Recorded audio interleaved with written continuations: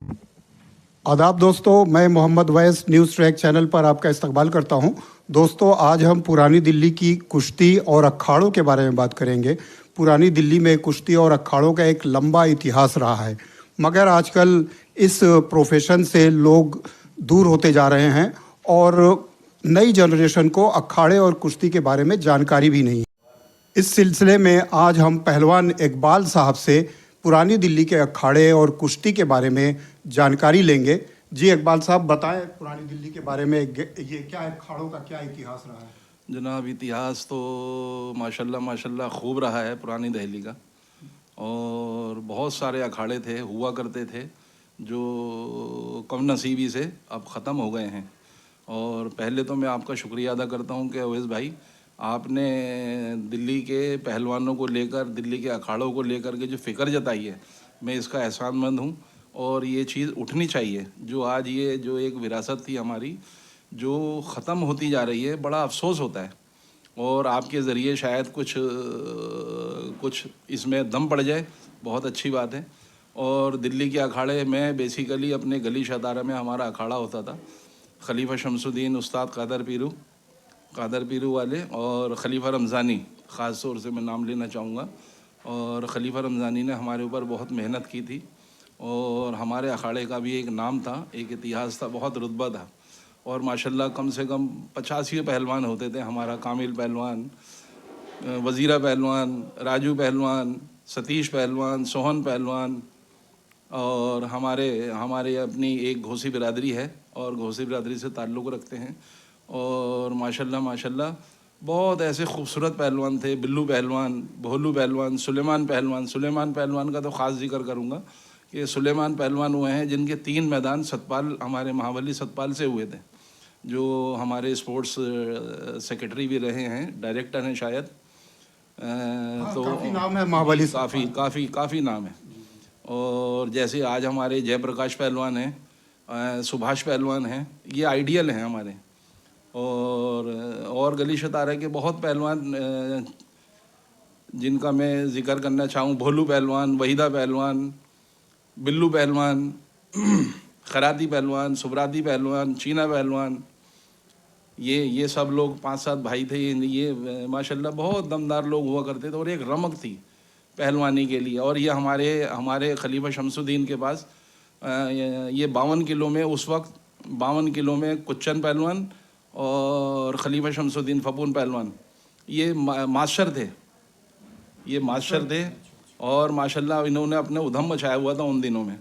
और हमारे गली शतारा हमारे पास हमारे विजय पहलवान, मास्टर चंदगीराम, कप्तान चांदरूप, गुरु ब्रह्मचारी, किशन पहलवान, खलीफा किशन पहलवान, गुरु श्यामलाल, ये सब लोग तमाम, सुल्तान ठेकेदार हो गए, खलीफा छाको हो गए। खलीफा छाको की बहुत कुर्बानियाँ हैं। उन्होंने अपने इत्तेहादी दंगल को उठाने में, खलीफा छाको ने बहुत मेहनत की है। और मैं शुक्रिया अदा करूँगा श्री जयप्रकाश अग्रवाल जी का, जिन्होंने हमारे इत्तेहादी दंगल को सजाने में बहुत रोल अदा किया है। और विजय गोयल साहब का भी, जिन्होंने हमारे इन अखाड़े के पहलवानों के लिए, दंगलों को सजाने के लिए बहुत काम किया है। अच्छा, एक अभी बातचीत हो रही थी तो आपने बताया कि आपने दरगाह फैज इलाही में भी दंगल किया था। जी, या वहाँ पे अखाड़ा था? जी, वहाँ जैसे दरगाह फैज़ इलाही का आजकल नाम उठा हुआ है, तो वहाँ भी पहले एक अखाड़ा होता था, ठीक मस्जिद के बराबर में।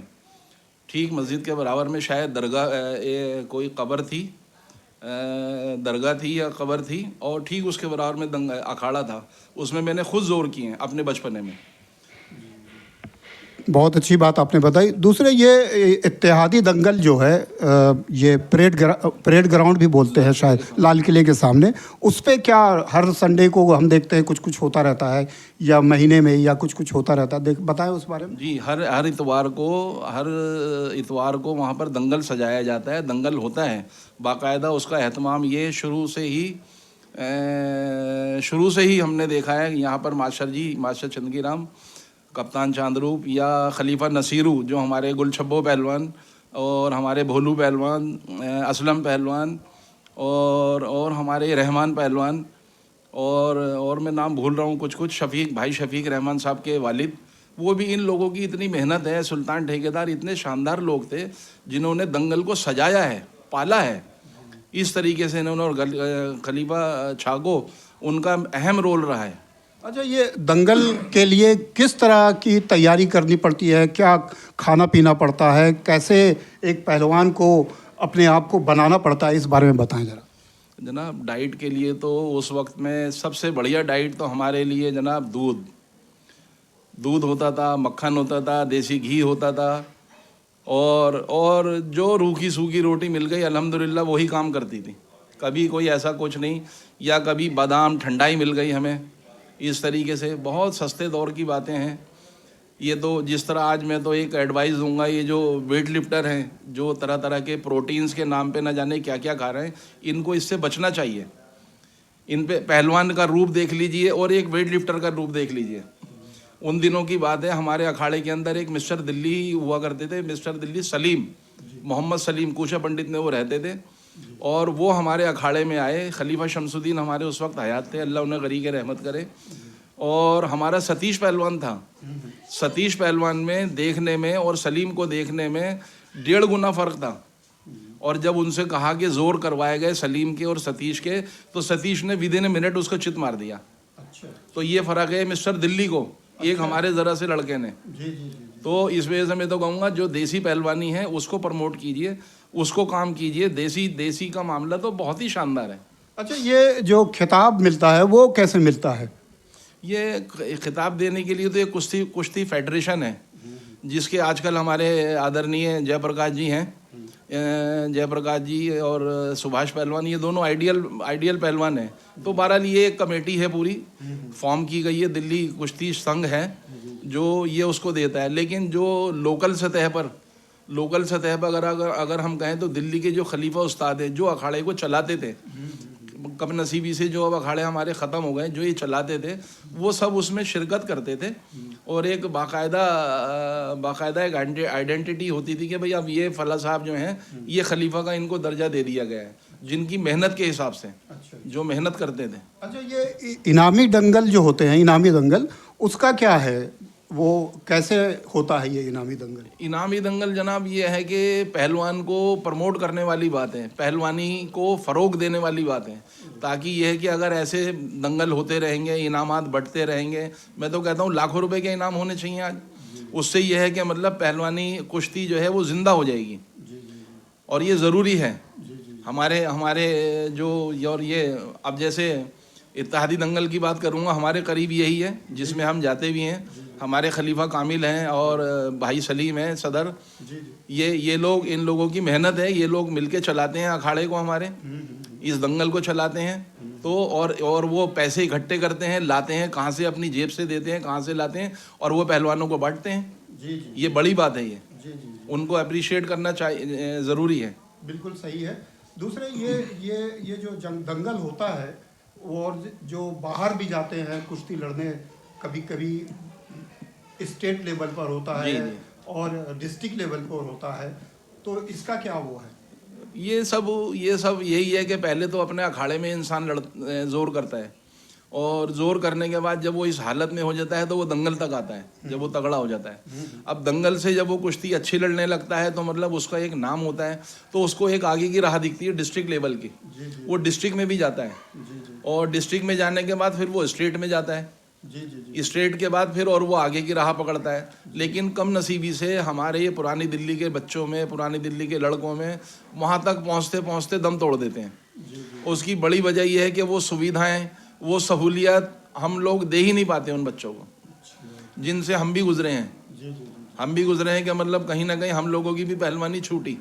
आज जो कुश्ती और इसका दंगल का हाल है पुरानी दिल्ली में, आप क्या कहना चाहेंगे? ये नई नस्ल से, युवाओं से क्या कहना चाहेंगे?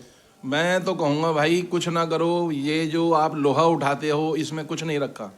सबसे बड़ा काम है, आप सरसों का तेल लीजिए और रुमाली लीजिए, और अपने घर का, अगर किसी को कहीं नहीं जा सकता तो कम से कम अपने घर में ही दड़ और बैठक लगाए।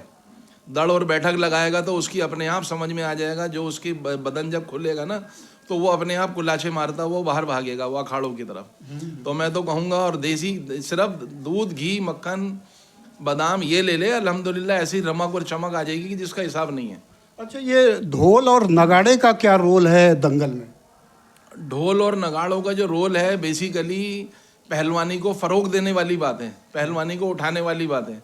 और जब एक कुश्ती चलती है, कुश्ती के दौरान कुश्ती जब वो चलती है और ढोल ताशे वाला जब उससे कहा जाता है भाई बजाओ, तो जब वो बजाता है तो उससे पहलवानों के अंदर एक रमक आती है, एक और उनको लगता है कि जोश भरा जाता है। तो ये बेसिकली टॉनिक का काम करता है ये ढोल। जी जी जी जी। दोस्तों, अभी हमने बड़ी अच्छी जानकारी ली यहाँ पर कुश्ती और अखाड़े के बारे में।